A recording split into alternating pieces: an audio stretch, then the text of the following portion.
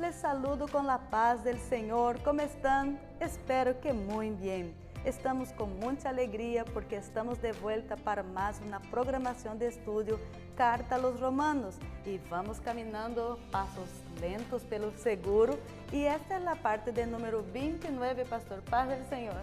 Paz del Señor, Pastora Marcia. Sí, llegamos al programa número 29, 29º programa.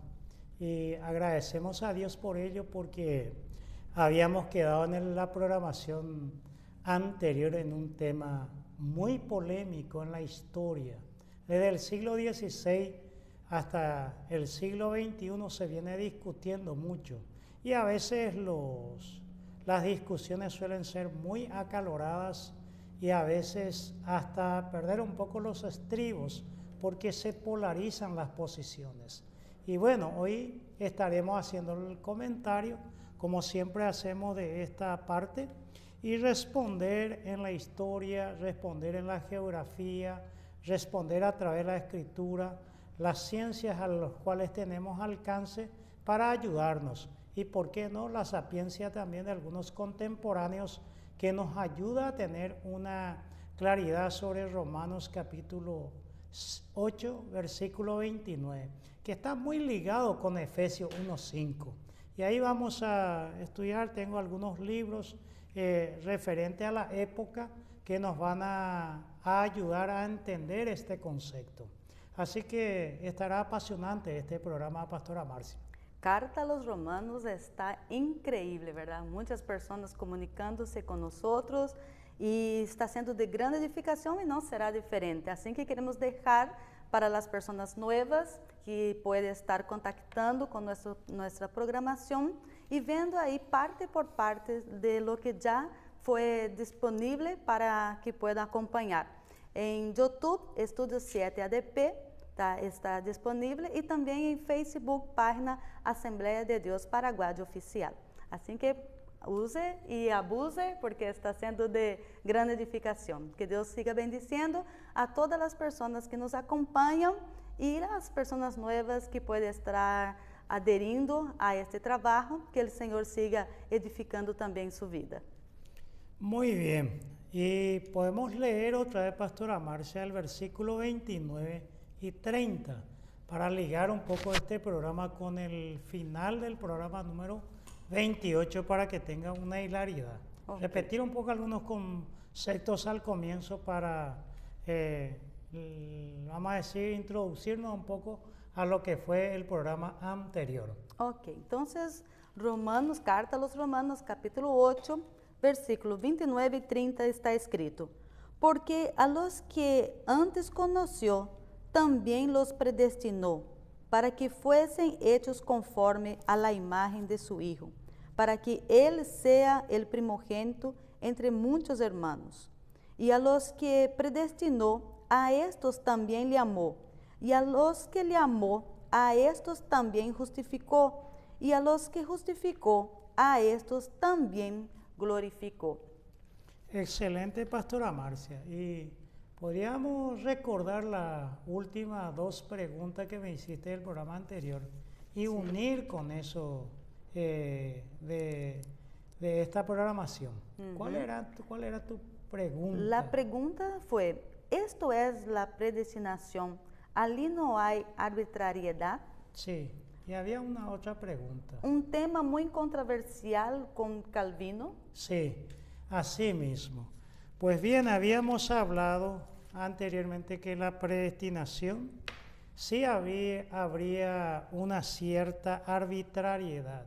Algunos dirían, Dios puede hacer lo que quiera en su soberanía, pero eso lo vuelve un Dios déspota, un Dios, de repente podríamos hasta juzgar de injusto, porque el Dios a quien servimos no es un Dios egoísta, que está sentado en su trono esperando que todo el mundo día y noche le esté adorando y diciendo gloria, gloria, santo, santo.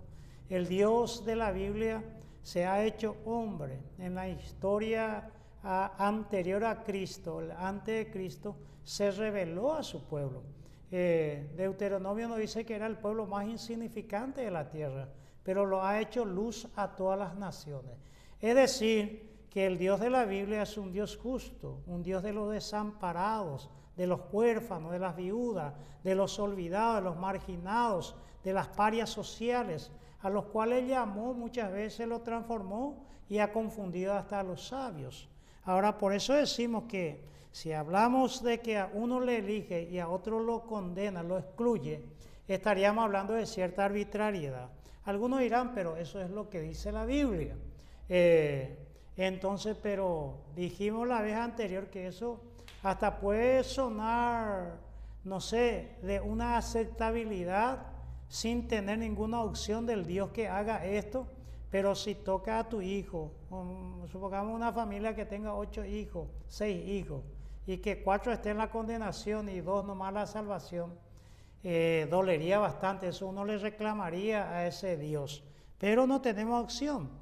Y la otra posición, estamos hablando en este momento desde el punto de vista de los teólogos que discuten este tema, el conocimiento previo, que surge en esta pregunta de Ulrico Zwinglio, que había dicho si Dios ya sabe los que se van a salvar y los que se van a perder. Entonces esa pregunta condiciona que si Dios no lo supiera, entonces no es Dios. Entonces viene la respuesta, podemos decir que Dios sabe el destino previo de cada uno por antemano, por decirle, pero no lo condiciona, Dios no lo ha predigitado, Dios no lo ha condicionado a ello. Entonces, sí, podemos decir como respuesta a esta otra parte, desde el punto de vista teológico de los no calvinistas dirían que cuando el hombre responde al llamado, ingresa a la predestinación. Y también el que no responde. El que responde para la gloria, el que no responde para la perdición. O sea que mi condición de qué hago con Cristo determina mi futuro, diría una persona. Entonces, la soberanía en la historia de los reyes o la figura del rey, siempre encontramos en la Biblia que Dios, conforme al corazón de Dios, el rey, todas las cosas. Entonces, cuando Dios dijo, no habría más nada que decir, porque allí nacieron los teólogos y se van acrecentando cualidades a Dios. Porque antes de Ulrico Zwinglio nadie decía eso, que él se le agrega muchas cosas a Dios que en la Escritura no se le reclama. Entonces hay algunos temas que son teológicos y discusiones teológicas, pero no bíblicos. Ahora, no es la manera que se muestra muchas veces Dios. En cambio, Pablo relaciona la predestinación con Jesucristo. Podemos decir que el predestinado es el Hijo, así en el pacto eterno que se llama en 1 Pedro 1:20, donde dice que el Cordero destinado a morir desde antes de la fundación del mundo, que sería otra cosa. Ahora, en el momento del llamamiento, ingresamos en Cristo. El momento dijimos que hay un llamamiento externo y hay un llamamiento interno. Ese llamamiento interno es lo que es discutible, que si Dios ya puso un microchip para que yo cuando escuche el Evangelio responda positivamente. Y en cambio el otro se le puso el microchip para que no responda nunca, pero sí tenga apetencia hacia el pecado. Entonces, ahí es donde tenemos que hablar mucho en ese entendido. En esa línea de pensamiento, claro que todos somos predestinados, pero ¿de qué hacemos de la persona de Cristo? No que desde la antigüedad Dios ante la fundación del mundo ya separó a los que van a ser salvos y a los que van a estar perdidos. Entonces no olvidar, por ejemplo, Juan 3:16, Pastora Marcia, porque de tal manera amó Dios al mundo que ha dado su Hijo para que todo aquel que en él cree no perezca, mas tenga vida eterna. Porque no envió Dios a su Hijo para condenar al mundo, para que el mundo fuese salvo por medio de él. El que en él cree no es condenado, pero el que ya no cree ya ha sido condenado. O sea, está dentro del contexto de la fe. Ya dijimos si la fe era del hombre o venía de Dios, si es una gracia o es una obra. Entonces, esta palabra, a los que antes conoció, predestinó con su Hijo el llamamiento, soy justificado.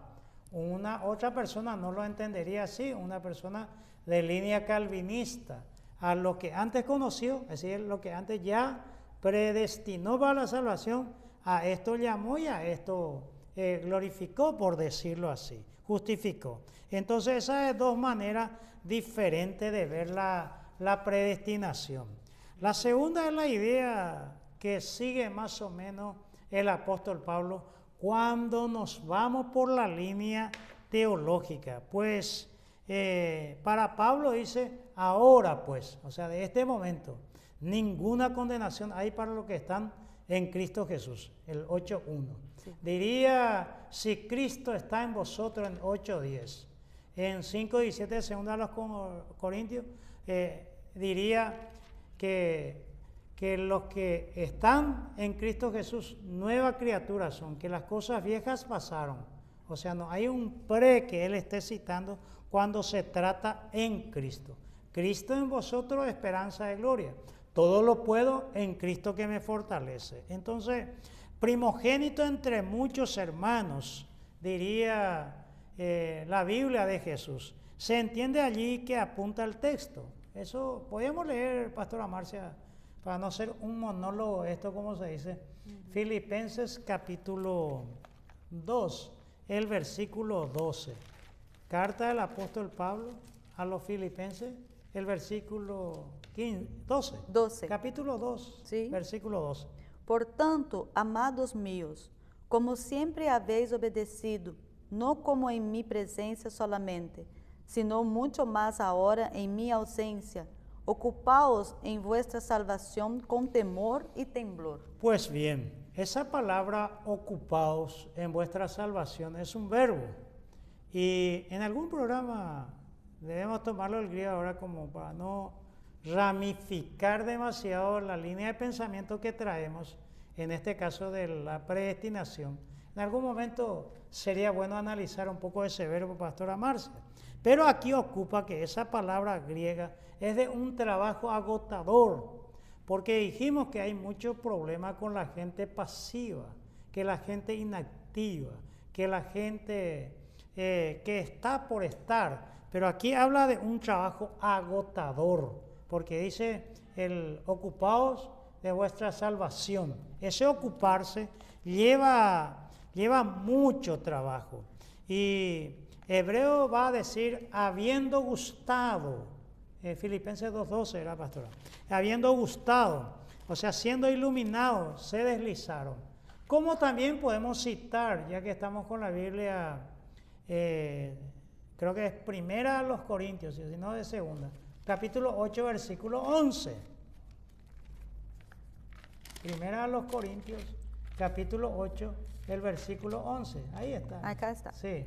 Y por el conocimiento tuyo se perderá el hermano débil por quien Cristo murió. Sí, por el conocimiento tuyo se perderá el hermano. Acuérdese que está hablando de un hermano, se perderá. Ese es la gran discusión, ¿se pierde o no se pierde la salvación? ¿Verdad? La gran pregunta no está luego formulada para dirigirnos, porque la salvación que Cristo alcanzó, ganó, que Cristo consiguió, sea cual fuera el término que le damos, creemos desde la Biblia que es por todo el mundo. Ahora, esa salvación de Cristo no se va a perder nunca. La pregunta es, ¿una persona que fue salva en algún momento de su vida puede volverse a perder? Entonces allí es donde la Biblia debe responder. La gente dirá que puede perder su galardón, pero ya no lo que Dios le dio, porque es un regalo. Pero también yo puedo tirar un regalo a cualquier lado, a cualquier momento y despreciarlo. Entonces, libres del reino de la muerte, libres del reino del pecado, ahora glorificó. Somos libres de la ira, de la ley, del pecado, de la muerte. Por eso la ira, la ley, el pecado, la muerte no es quitado del mundo. Entonces, esa es como una introducción a esa pregunta que me hiciste, Pastora Marcia, que vamos a mirar, que se le llama calvinismo a esto, pero en puridad. Realmente hubo predecesores de Calvino que habló de estos temas. Y vamos a usufructuar un poco algunos conocimientos de quien fuera mi profesor, el doctor Yatensi Bonilla, que ha dedicado mucho tiempo y mucho espacio, muchos programas a este tema. Entonces, vamos a tomar algunas ideas de él también, como también ya adelanto que este escritor, Pedro Chinaglia, que es un sacerdote que vivió mucho tiempo ya aquí en Paraguay, y él escribe estos dos libros para el quinto curso, que sería el segundo de la media, tercero de la media. Esto de la filosofía se estudia aquí en la escuela del currículo del Paraguay. Y aquí Chinaglia habla mucho sobre el platonismo y el cristianismo. Hay capítulos enteros y que sería muy interesante, aún aquellos que no cursaron el colegio con estos materiales, están disponibles y podemos aprovecharnos un poco del conocimiento de Pedro Chinaglia, como también vamos a usar mucho el libro de San Agustín, Confesiones, y estos libros que están aquí del calvinismo y arminio, y este que es un poco más agresivo, que es contra el calvinismo, que está en portugués, que es de Roger Olson. Entonces tenemos que conjugar todas esas cosas y citar un poco las institutas o las instituciones de John Calvino, pero no solo de él, para que podamos tener la figura completa sobre esto. Muy bien, Así es, Pastora Marcia. Nosotros vamos a abrir un paréntesis en esta programación, ¿verdad? Para salir de nuestro método de versículo por versículo, para desarrollar un poquito más el tema de calvinismo. Sí. Entonces, pastor, hay un acróstico que tiene la letra T-U-L-I-P, tulip. Sí, tulip. ¿Podrías definirnos el tulip del Calvino? Sí, el tulip de Calvino. Muy bien. El tulip, porque en castellano pues sería tulipán, pero en inglés queda bien el tulipán, es solo tulip, ¿verdad? Entonces, en inglés es la total depravity, la unconditional election, sería para la U, ¿verdad? La I sería la limited atonement, y la I sería irresistible grace, y la P sería la preservation of the saint, que sería la perseverancia de los santos. En castellano sería el tulip, la total depravación, la elección incondicional, la expiación limitada y la gracia irresistible. Y por último, la perseverancia de los santos. Eso sería las siglas del acróstico, como bien dijiste, Pastora Marcia, de tulip. Vuelvo a repetir, total depravación, la T. La U sería la elección incondicional, la expiación limitada, la gracia irresistible y la perseverancia de los santos. Estos 5 fundamentos, pilares, columnas, es lo que sostiene lo que comúnmente se llama entre los teólogos la doctrina de John Calvino o el calvinismo en sí. Y hay otras siglas también, que es FACTS, que es Faxis, ¿verdad? Sí. ¿Y qué es Faxis de Jacob Arminio? De Jacobo Arminio, Fax. Muy bien. Recordemos que aquí están los libros de Jacobo Arminio, toda la obra completa que aquí está, que le respondió a esto. Esto trajo consecuencias. Hay algunas cosas que sucedieron. Más adelante vamos a hablarlo, Pastora Marcia, con esto. Esto también es, fax también es lo que se llama la Free Fight Grace, el F, ¿verdad?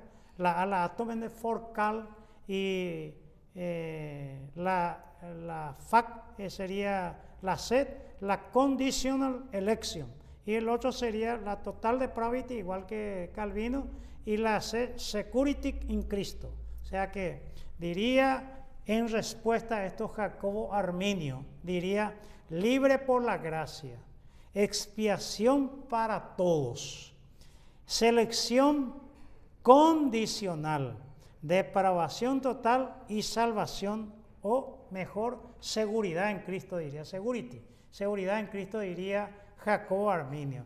Y esta fue la discusión que mucha gente a veces se acerca y te pregunta, ¿vos sos calvinista o sos arminiano? ¿Esta institución teológica es de tinte calvinista o de tinte arminiano? Y esa ha sido la discusión desde el siglo XVI en adelante. Ahora, ubiquemos un poquito, Pastora Marcia, para entender un poco. John Calvino nació en 1509, siglo XVI, para ubicarnos un poco, y vivió hasta 1564. Cuando hablamos de Ulrico Zwinglio, que vamos a citarlo bastante también, nació ya en el siglo anterior, el siglo XIV, 1484, y murió en 1531. Tenemos que hablar de Jacobo Arminio, que está ahí en su biografía y citan toda su época de vida y eso. Y él nació en 1560, posterior a Calvino, es decir, 4 años antes de la muerte nace Jacobo Arminio, que discutiría todas las ideas de Calvino. Y tenemos que hablar de John Wesley también, que el pentecostalismo tiene muchas raíces en John Wesley, wesleyano. Ya es de 1703 a 1791. 1703 nace y muere en el año 1791, John Wesley. También tenemos que hablar un poco del yerno de Calvino, Teodoro de Beza, 1519-1605, para ubicar un poco a estas figuras históricas en qué momento vivieron, porque tenemos que remontarnos a esa época cuando hablamos en este momento sobre teología. Recordemos una vez más, Pastora Marcia, una cosa es discutir en el campo teológico y otra cosa muy diferente en ciencias bíblicas. ¿Dónde hay más polémica? Claro, a río revuelto ganancia de pescadores en el mundo teológico. En la ciencia bíblica, en la exégesis, hay muy poca discusión, porque allí es reproducir lo que dice el texto original. Entonces, si se logra hacer eso con la ciencia que se tiene a mano, estamos más cerca de la verdad que de las discusiones teológicas. Dale, muy bien. Y hablamos del tulip. ¿Dónde se confirmó el tulip? ¿Dónde se confirmó el tulip? Eso en los Países Bajos, como se conoce hoy, pastora. En Holanda, en un sínodo que se llamó el Sínodo de Dor, así le llamaba una ciudad holandesa los ingleses, Dor, y allí se hizo. Y lo peor, Pastora Marcia, que allí se puso estas 5 pilares, en el Sínodo de Dor: la total depravación, la selección incondicional, la expiación limitada, la gracia irresistible y la perseverancia de los santos. En ese concilio de 1618, fueron 2 fechas, 1618 y 1619. Pero después de ese concilio también mataron a una persona, que está su nombre, que cualquiera lo puede buscar, que era de línea arminiana. Es ahí donde el mundo, mucha gente empezó a decir, bueno, la Santa Inquisición católica ya pasó, pero ahora también los protestantes también tienen su Santa Inquisición, como sucedió también con Calvino, con Miguel Servet, el español, que era su compañero de estudio en Francia, el que descubrió la cuestión de sanguínea, la corriente sanguínea, solo porque no estaba de acuerdo con él. También fue llevado, entre comillas, a la hoguera, a la muerte pública en la plaza. Y eso trajo repercusiones muy álgidas. Hoy hay gente que vos lees, él era español, Miguel Servet, en la ciudad que quiso hacer la ciudad de Dios, Calvino. Hoy hay mucha gente, no, porque Calvino le dijo que se retractara, le quiso salvar. Otros dicen, no, que le quiso salvar si él lo condena. Y hay esa discusión histórica de la figura de Miguel Servet, y que también después de la muerte, un siglo después, por decirlo así, de Calvino, también en el Sínodo de Dor, de 1618 a 1619, acabaron matando a una persona que no pensaba igual que ellos. Muy interesante. ¿Y qué es el cuadrilátero wesleyano? Muy bien. Ven cómo van saliendo. Wesley vendría más adelante con los avivamientos wesleyanos, pero tuvo un cuadrilátero. Es como la Asamblea de Dios del Brasil. Repite, existe también una denominación, en la iglesia cuadrangular. Y en Brasil pues, se repite mucho. Jesucristo salva, sana, bautiza con Espíritu Santo y viene muy pronto. Es un cuadrilátero teológico. Hasta algunos dicen no hace más falta con eso predicar, ya es suficiente. Pero es un decir, porque toda la vida nos va a estar predicando. La gente se va a cansar porque si todo día come arroz y feijão como brasilero, va a ser difícil soportar, tener que mezclar un poco con otras cosas también. O como aquí en el Paraguay, un boriborí, un soapuá todos los días. Es rico, es agradable, es nutritiva, pero no puede solo eso, ¿verdad? Entonces, el cuadrilátero wesleyano, Pastora Marcia, incluye las escrituras. No olvidemos que un postulado de la Reforma era la sola escritura. La tradición. Empieza a discutir ese tema, porque antes decían sola escritura y nada de tradición. Como repetimos en la iglesia evangélica eso, pero con palabra justa, no creo que sea en puridad así, porque cada iglesia tiene su tradición. Los pentecostales con los milagros, con los poderes, con la lengua, tiene su tradición, indudablemente, pero cuesta aceptarlo. La razón. Entonces entra a tallar aquello que Jesús dijo, amarás al Señor tu Dios con toda tu mente. Es el área menos trabajado en la iglesia. Nadie ora por los traductores y los biblistas y los exégetas. Pareciera que teniendo un cierto conocimiento teológico básico es suficiente, pero estamos hablando del cuadrilátero wesleyano. Ya necesitamos Biblia, tradición, razón, y nos falta la cuarta, que sería la experiencia. Ahí entramos los pentecostales. Yo antes era esto, mas ahora no. Cantamos. Todo nuestro himnario que viene de 500 años atrás tiene mucho sesgo en lo que yo viví. Hoy, gracias a Dios, se empieza a hablar que de experiencias particulares no se puede hacer doctrina. Por citarte un caso, hermana Marcia, una vez acá donde estamos sentados juntos en esta mesa ante este altar o este púlpito, una persona, un creyente me dijo por otra creyente, una hermana por otra hermana, me dijo, esa hermana no está convertida. ¿Y por qué? Hace mucho ya ella que está, hace más de 2 o 3 años ya, que se bautizó. No, ella no es convertida. ¿Y por qué? Le digo. Porque yo cuando me arrepentí y confesé mis pecados, acepté a Cristo, pasé en el mismo lugar y lloré amargamente. Y cuando ella aceptó a Cristo, ni siquiera una lágrima salió. Esa no está convertida. Entonces está llevando un campo hacia la experiencia, que para el pentecostal, ¿verdad? Otrora, en otro tiempo, en otro momento, una persona que no hablaba en lengua era como un creyente de segunda categoría, como algo que le falta, que no está completo. Hoy, gracias a Dios, se va midiendo y se va estudiando que las cosas no es así, ¿verdad? Entiéndase todas esas cosas. Entonces, el cuadrilátero wesleyano es Biblia, tradición, razón y experiencia. Y muchas iglesias de la corriente wesleyana tiene ese cuadrilátero, Pastora Marcia. Es bueno recordarlo, porque va a sopesar.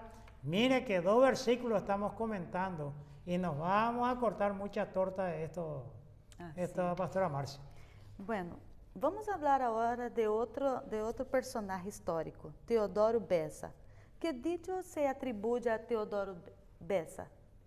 Y lastimosamente, algo que les recuerda siempre en las discusiones, dijo él que si una persona estuviera ardiendo en el infierno, tiene que dar gloria a Dios porque está en el centro de la soberana voluntad de Dios. Sí, porque está ahí donde Dios quiere que estés. Estás cumpliendo el propósito de Dios. Entonces, John Piper, o John Piper en inglés, citado por Roger Olson en la página de este libro que está abajo de los verdes, en la página 73, 76 y 79, cita allí que sugiere la predestinación incondicional y doble. ¿Qué significa, Pastora Marcia, la predestinación incondicional? Si Dios ya predestinó, ¿quién va a decir lo contrario? ¿Quién va a decir que no es así? Y lo peor, que tarde o temprano, cuando retrocedemos hasta Adán y Eva, ¿por qué pecó y de dónde sale el mal? Son preguntas dificilísimas. Pero esa predestinación doble que le estoy diciendo, Pastora Marcia, supongamos que vos seas Eva, la primera mujer, y Dios ya te predestinó a vos para la perdición. Pero no solo eso, sino que puso el microchip en vos para que peques. Entonces, ¿quién es el culpable del pecado? ¿Eva o Dios? Razonando, Dios. Dios. Y esa es la gran discusión. Entonces, la cruz para John Piper y para el calvinismo, la tercera posición, la que está en el medio, es la expiación limitada. Cristo solo murió por aquello que Dios predestinó antes de la fundación del mundo para la salvación. Entonces ahí entramos en la expiación limitada. Por eso que este tema que estamos, porque nos estamos comentando desde Romanos capítulo 8, versículos 29 y 30, de la Biblia más usada en el mundo evangélico, Casiodoro de Reina y Cipriano de Valera. La Reina Valera de 1960. Las traducciones tienen sus limitaciones, pero para información de nuestros pastores estamos haciendo todas estas palabras, Pastora Marcia, porque aquí sería simple y llano si estuviéramos en una clase de ciencia bíblica, agarrar al griego y decir acá, priorizas significa esto, le precede qué verbo, y solucionó. Pero tenemos que hacerlo en honor y respeto a la audiencia de estos comentarios. Me gustaría que lea un poco algunos textos del cual se valen ciertos segmentos. Juan 10:15, capítulo 10, versículo 15. 10:15. Sí. Así como el Padre me conoce, y yo conozco al Padre, y pongo mi vida por las ovejas. Sí, o sea que acá se está hablando que el Padre conoce a los ya predestinados a la salvación y que Cristo solo puso su vida por ellos, por sus ovejas, pero que por las cabras no. Entonces por las cabras no. 11:51, del mismo libro, del mismo evangelio, por decirlo. Esto no lo dijo por sí mismo, sino que como era el sumo sacerdote aquel año, profetizó que Jesús había de morir por la nación. Esto no lo dijo por sí mismo. O sea, ya fue predestinado para decir eso. De 51 le dijiste, ¿verdad? 51. ¿Y el 52? Y no solamente por la nación, sino también para congregar en uno a los hijos de Dios que estaban dispersos. Los hijos de Dios predestinados estaban dispersos, ahora los reúne, pero no a los hijos de Dios. ¿Se da cuenta cómo va? Porque una cosa es, como dice Carvar, lo interesante sería llegar lo más virgen y puro a la Biblia. Pero ¿qué pasa cuando yo ya me pongo un sombrero de Jacobo Arminio o de John Calvino y ahí leo la Biblia? Me condiciono, no soy libre, porque vengo con un prejuicio y tratamos de no caer en eso hasta donde sea posible, a pesar de que tenemos una cierta inclinación. El capítulo 17, verso 6 de Juan. He manifestado tu nombre a los hombres que del mundo me diste. Tuyos eran, y me los diste, y han guardado tu palabra. Miren que si vos lees con una idea calvina, he manifestado tu nombre a los hombres que del mundo me diste. O sea que no todos, del mundo me diste. A ellos sí, los otros no. Y el versículo 9. Yo ruego por ellos, no ruego por el mundo. Mira, hasta ahí nomás. Yo ruego por ellos, no ruego por el mundo. Una persona con el casco calvinista, Jesús rogó por los selectos, pero no por los réprobos. Se da cuenta cómo condiciona la teología a nuestra interpretación bíblica. Y el versículo 19, puedes leerla, del mismo capítulo. Y por ellos yo me santifico a mí mismo, para que también ellos sean santificados en la verdad. Por ellos, no por todos. Entonces esa es la línea de interpretación bíblica calvinista que tiene en el sínodo de Dort de 1618-1619 las 5 bases del tulip para las doctrinas calvinistas. Ahora bien, tengo que mencionar, Pastora Marcia, porque estamos conversando. John Piper, como diría el paraguayo, que es más fácil pronunció, afirmó, que está en este libro de Roger Olson, dice él, que Dios en cierto sentido, dice, planificó o planeó, ordenó, gobernó y ejecutó los ataques a la Torre Gemela del 11 de septiembre. ¿Por qué razón? Porque Dios es soberano. Ni aun la hoja de los árboles se mueve, sino es por la voluntad de Dios. Y John Piper es un autor que en toda la librería se venden los libros. Acabo de ir a la librería evangélica cristiana, ahí están, pero él dijo estas cosas, porque él es de tinte calvinista. No olvidar que el sínodo de Orange de naranja, Holanda, ya en el 529 después de Cristo, condenó cualquier idea, cualquier pensamiento, cualquier creencia que Dios predestinó el pecado. Por aquello que te dije, Pastora Marcia, que si vos fueras Eva, Dios te puso también ya en la lista de los que se irán muy pronto y que también te puso el microchip del pecado. Entonces allí viene Jonathan Edwards, famoso en la historia por predicar pecadores en las manos de un Dios airado. Él dice, no niego que Dios sea el autor del mal. Un hombre infamoso en la historia. Pero hay veces que citamos lo bueno de los autores, pero los otros, tipo Lutero, lo escondemos nomás, como se dice.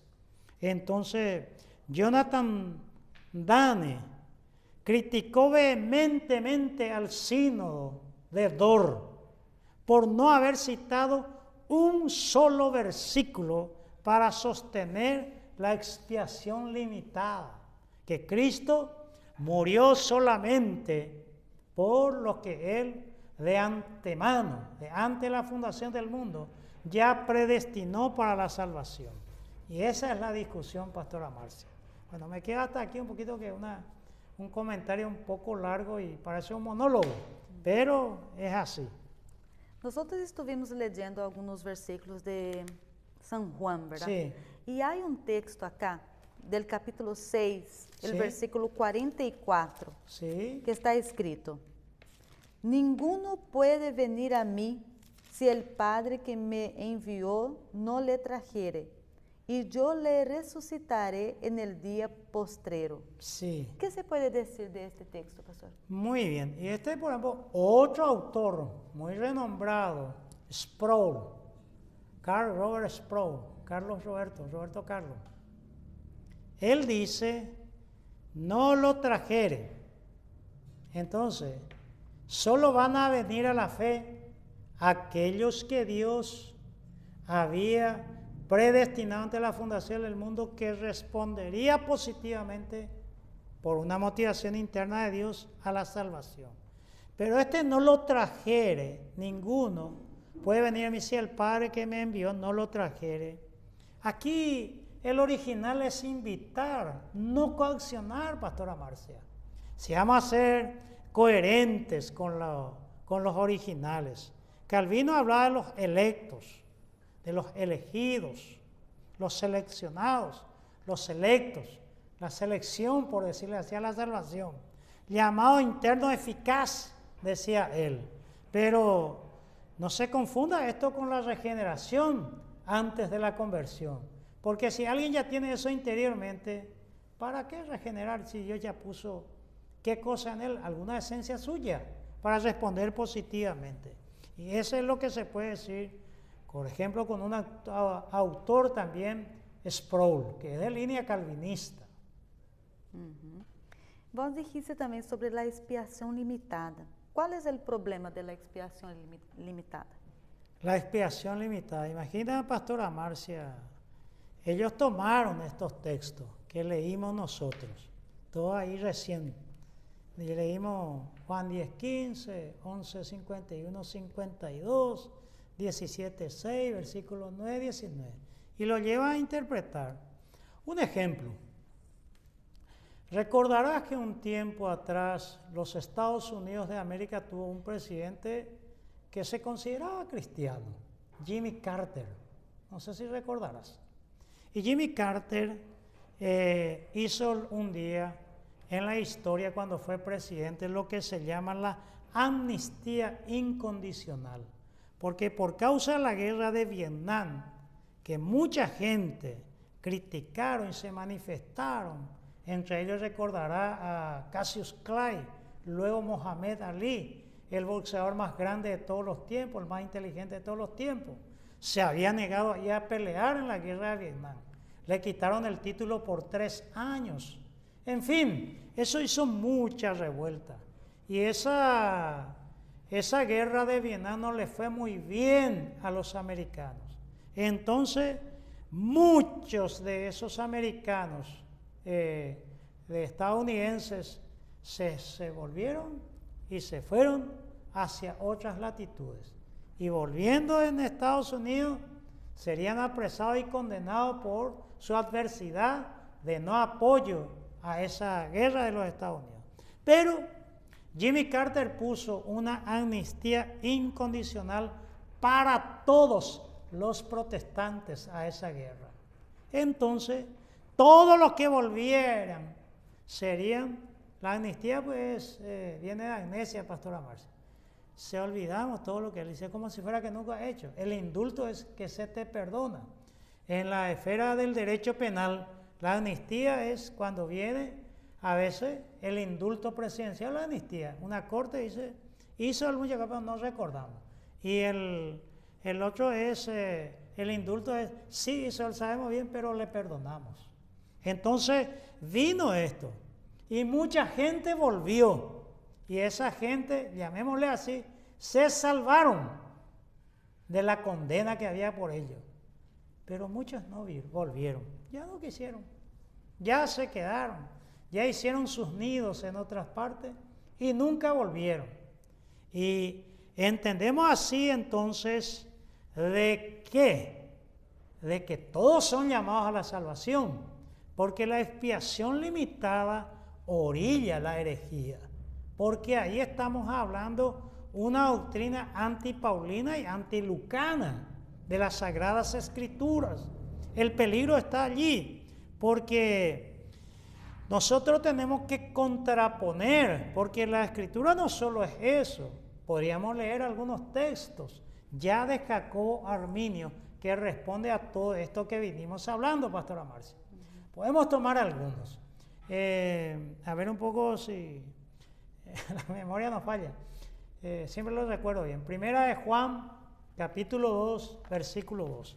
Primera carta de Juan. Llamémosle el apóstol al anciano este. Sí. Capítulo 2. Versículo 2. Versículo 2. Sí. Y Él es la propiciación por nuestros pecados.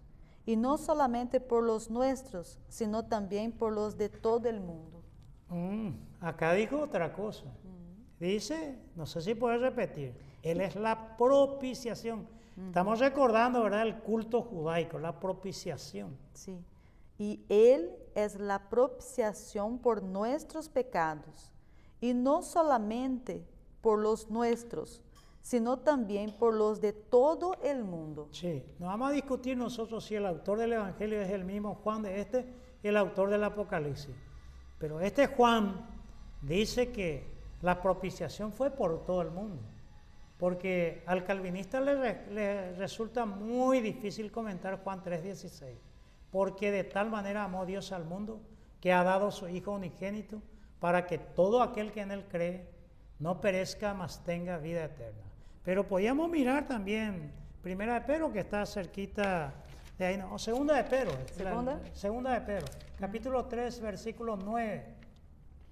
Y el Señor no retarda su promesa, según algunos la tienen por tardanza, sino que es paciente para con nosotros, no queriendo que ninguno perezca, sino que todos procedan al arrepentimiento. No quiere que ninguno perezca, sino que todos procedan. Un calvinista va a pensar en los que fueron predestinados. Dios no quiere que ninguno perezca.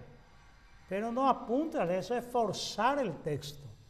Porque Dios dice, no, es que retarda su promesa. Llamémosle la parucía, o la parousia, como se lea en español o en griego. En algún momento vendrá, se predica de Cristo, pero no quiere Dios que ninguno, pero por eso no es que retarde su promesa. Y sabemos también en la primera carta de Pablo a Timoteo, el 2:4, podíamos leer. Primera. Ups, Timoteo se escondió de mi Biblia. Sí, más adelante. Ahí está, acá Ahí está. 2:4. La primera carta de Timoteo, que siempre repetimos en casi todos los cultos. El cual quiere que todos los hombres sean salvos y vengan al conocimiento de la verdad. El cual quiere que todos los hombres sean salvos. Aquí en el griego todo es panta, porque en el griego todos hay una totalidad relativa y una totalidad absoluta. Panta, totalidad absoluta. Holos, totalidad relativa. Pero Dios quiere la totalidad absoluta, el panta. Dios quiere que todo. Por eso que le digo, pastora Marcia, que en griego no hay donde perderse, en los originales. Pero como no todos leemos griego, entonces hacemos esos comentarios. Dios no quiere que nadie se pierda. Lucas, capítulo 13, el versículo 34. San Lucas. San Mateo, Marcos y Lucas. Sí, señor. 13. Sí, 34. 34. Jerusalén, Jerusalén, sí, que matas a los profetas y apedreas a los que te son enviados. sí. ¿Cuántas veces quise juntar a tus hijos como la gallina a sus polluelos debajo de sus alas y no quisiste? Ay, ¿cómo termina el versículo, pastor? ¿Y no? Y no quisiste. Sí. Él dice, yo intenté juntarle alrededor, pero no quisiste. O sea que empezamos aquí un tema también. El libre albedrío, la voluntad humana. Si Dios nos hizo como máquinas, como robots predigitados, o no, ¿verdad? Entonces ahora tenemos esta situación. Porque le dice Dios, el versículo 34, le dice Dios, Jerusalén, Jerusalén, que matas a los profetas y apedreas a los que te son enviados. ¿Cuántas veces quise juntar a tus hijos, a todos, todos sus hijos de Jerusalén, todos los jerusalomitanos, como la gallina a sus polluelos debajo de sus alas? Pero, conjunción adversativa, no quisisteis. Entonces no es que Dios ya determinó, según Jacobo Arminio, sino que el hombre rechaza, no quiere. Lo mismo pasa la predicación de Esteban, que también ahí a orillas de Jerusalén, ¿verdad? El 751 de Hechos de los Apóstoles, pastora Marcia. Hechos de los Apóstoles 751. Antes de nuestra carta a los romanos. Sí. 751. Sí. Duro de cerviz, e incircuncisos de corazón y de oídos. Vosotros resistís siempre al Espíritu Santo, como vuestros padres, así también vosotros. Vosotros resistís siempre al Espíritu Santo.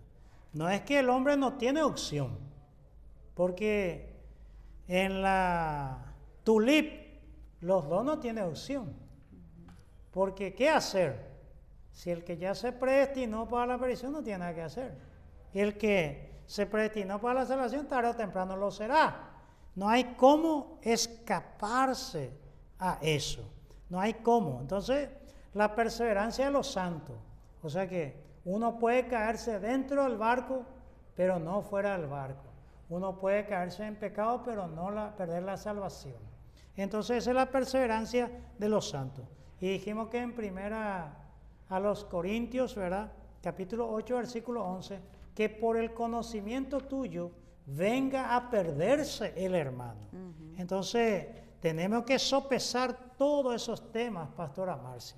Y Sproul, que lo venimos citando en esta parte, él dice que Dios permitió la entrada del pecado y del mal en su creación buena.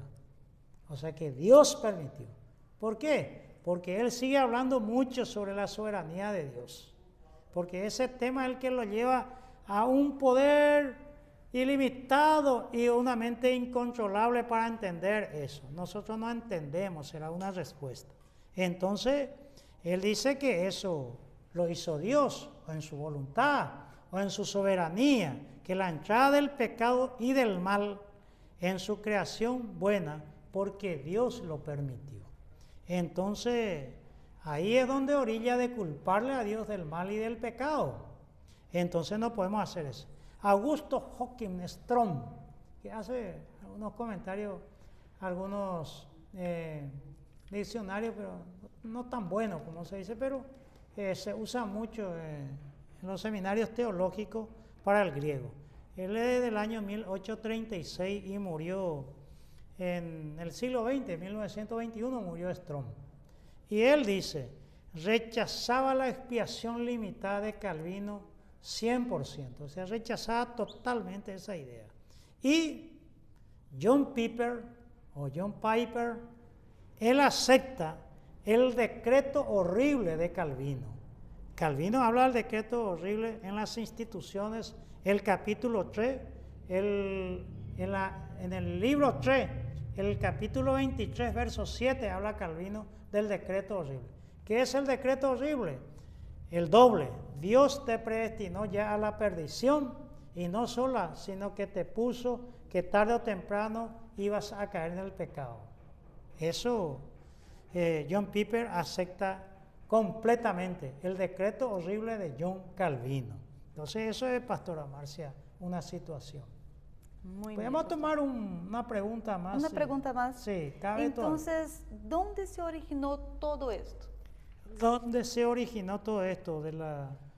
De toda la predestinación, Pastora Marcia, pero o el decreto, todo lo que sea. Bueno, hagamos un parámetro sobre todas esas cosas.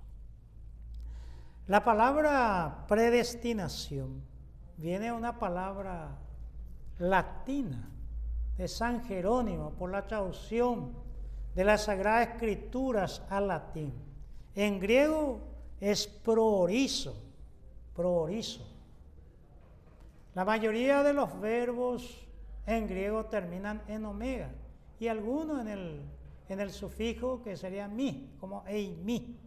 Entonces, esto de Efesios 1:5 y Romanos 8:29 está esa palabra, Pastora Marcia.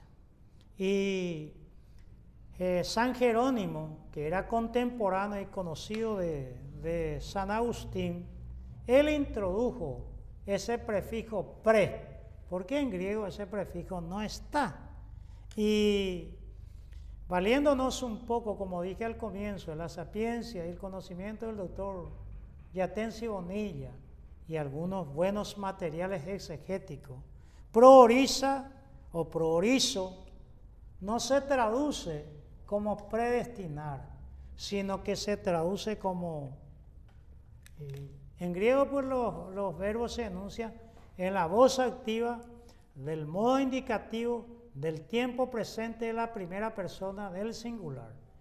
No se dice por el infinitivo en griego, Pastora Marcia. No se dice bailar, cantar, danzar, llorar, predicar, anunciar, gemir. No está en infinitivo. Está en la voz activa del modo indicativo del tiempo presente de la primera persona del singular. Es decir, canto, bailo, río, predico, como, está en ese orden. Entonces allí es esta palabra proorizo, es llamó, convocó, invitó. Y termino esta parte, imagina que yo lea acá el versículo 29 de Romanos 8, porque a los que antes conoció, también los llamó, los convocó y los invitó. Cambia totalmente el sentido, sí. Cambia totalmente. Por eso, vuelvo a reiterar, en las traducciones, mucha discusión. Hay leña para los dos gustos ahí. Y les sobra leña para encender un bosque entero. Pero en el griego, en los originales, hay muy poco campo de discusión con esto. Y San Jerónimo, contemporáneo de San Agustín, copiando un poco de este libro, de las confesiones, que vamos a estudiar después con las ideas platónicas, donde San Agustín va a decir que su alma solo tendrá reposo cuando vuelva a Dios. O sea que va consustanciándose un poco las ideas de la predestinación. Entonces, vamos a dejar en un punto llamativo y dulce otra vez, Pastora Marcia. Sí. Y esto como el 29, el 30, versículo 29 y 30, Dios permita que terminemos el diálogo que tienen los teólogos de este texto, de esta palabra prooriza. Palabra para una tesis doctoral. Así que así estamos, Pastora Marcia. Tenemos mucho aún para discutir de estos temas, así que vamos a invitar a nuestros amigos, hermanos, para seguir acompañándonos en la próxima edición. Sí. Y vamos a orar. Voy a orar yo hoy, pastor, Amén, pastor, si no te molesta. Yo sé que va a estar más cerca de Dios que de mí, pero como dice San Pablo en 1:12 Timoteo, de los pecadores soy el primero, dice, pero voy a orar. Amén, pastor. Señor Dios del cielo y Padre nuestro, gracias te damos, Señor, al tratar este tema. Te rogamos, Señor, por cada uno de nuestros oyentes de que asisten a esta programación, que tú bendigas a esa iglesia que lo llega y lo lleva al plano, Señor, del diálogo, de la discusión, para que se pueda, Señor, usar como una herramienta del conocimiento. Por aquellos que no son, Señor, cristianos, que puedan abrir su corazón y aceptar a tu Hijo como su Salvador personal, como Señor de su vida, como quien restaura todas las cosas. Te pedimos, Padre Santo, en esta hora, en este momento, que, Señor, tú lo conviertas a ti. Sana a los enfermos, Señor, que están necesitando de ti. Al necesitado y menesteroso, Señor, recuérdale siempre, proveyéndole de tu gracia, de tu amor y misericordia. Nuestra oración a ti es, Señor, con gesto de humildad y de reverencia para pedirte estas cosas en el nombre de Cristo Jesús. Amén y amén.